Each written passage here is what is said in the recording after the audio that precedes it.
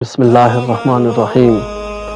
گناہوں میں ڈوبا ہو تو تب بھی خدا کا محبوب بن سکتا ہے۔ میرے عزیز جوانوں اور بہنوں، یہ زمانہ بڑا عجیب ہے۔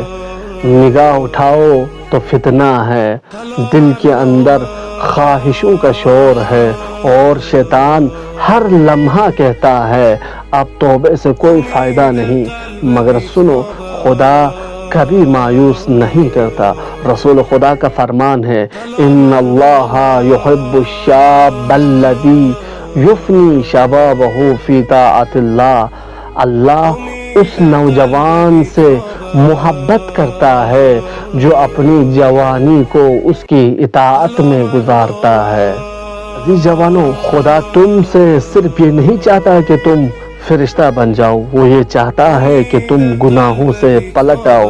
اگر ہم نے گناہ کیا تو بس ایک آنسو، ایک استغفار تمہیں اس کے قریب لے جاتا ہے۔ دور حاضر ہمارے آزمائش ہے جوانوں، جہاں گناہ آسان اور عبادت مشکل ہے، وہاں ایک لمحے کا تقوی 100 برس کی عبادت کے برابر ہے۔ عزیز جوانوں، گناہ تمہیں خدا سے نہیں بلکہ خود سے دور کر دیتی ہے۔